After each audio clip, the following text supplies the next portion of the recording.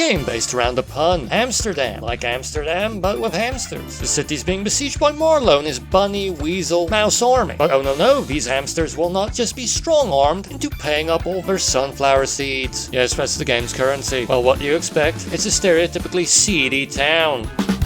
Absolute punishment. No, you will save them. Unnamed hamster with martial arts ability, wearing almost a blue drive jacket with a wheat insignia for some reason. Is Amsterdam known for wheat? No, I said wheat with a T. Apart from that, the game doesn't really expand on the story, apart from some static card cutscenes, with no text or voice. But you know, at least visually and thematically it's funny. Just look at this beautiful, cel-shaded Amsterdam. Stereotype filled with tulips and windmills and even a red light district, with gambling and hamsters who either drink absinthe or green perfume, and they like street fights enough to have dummies in the street. You know, if we do have to stereotype, I gotta tell you, booze, bruise, and lose aren't the vices I think of when I think of Amsterdam. At least they'll imply my fault once or twice maybe, and as you progress to these new areas, the enemies will risk in a bit too. The bunny enforcers will get more armor, and some of the enemies will start using carrot stakes to, you know, kill vegan vampires, with the others reskinning much less drastically. Supposedly, SWAT Bunny is equal in rank to Chef Weasel. The hamster is adorable with its buck chompers and tiny paws, ensuring incredibly focused, powerful strikes according to Ant-Man logic. Yes, we don't play with a squeakling.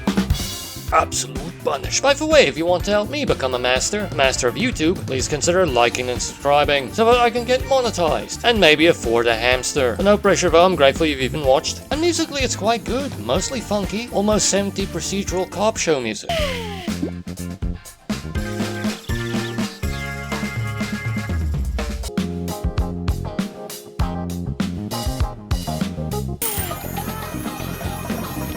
Well, martial arts was very much a 70s thing, plus it kinda sets it apart. This was honestly how you thought the game about hamsters would sound, plus the sound design is quite satisfying. Brutal at times, heads get bashed on cobblestone roads, with a trickle of rubble. Unpleasant trigger noises can give you a lovely jolt. Thanks for watching so far, please stick around for about 18 seconds, it's intro time.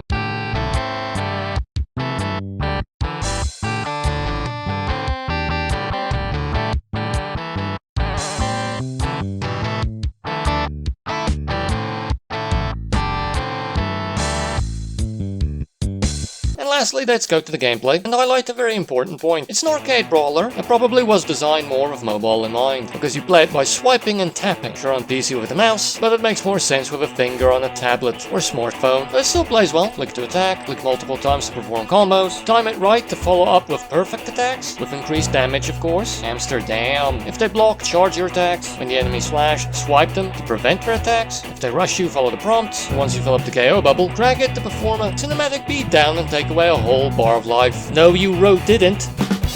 Absolute punish. Repeat these steps until dead. It's a very singular arcade experience, but at least there are bonus 2D scooter levels to distract a little bit, and these levels are fun if the mechanics are quite loose. Once again, not the kind of wheel I would associate with a hamster, but there you go. Even one of those plastic balls would have made more sense. And those are some narrow hamster pipes, maybe only for kids. The game isn't hard, especially once you buy certain pieces of gear to make things easier on yourself. What does add challenge are the optional objectives, like completing a level without the health reaching below a certain threshold or not getting hit. These reward you in seed and sometimes they unlock items in the store, but they can sometimes feel like busy work because some of them are contradictory, requiring multiple attempts to get them all. Attempting to get them all in one run would be flying too close to the sun, like Hamster Icarus. Especially the cartoonish jailbreak bosses, they tend to vanish before you can complete the objective. So eventually I gave up on the optional objectives. Unfortunately, I earned enough seed to buy enough upgrades to complete the game. I didn't need the final items, but gave special powers. As said, it was an easy game. And lastly, let's throw some bosses on top of that, who require dodging and swiping, but once again, lose feel. What's the minimum amount of time before you can swipe again to move? It's shorter than you think. So all in all, it's a unique, delightful thing, a bit of mice fun.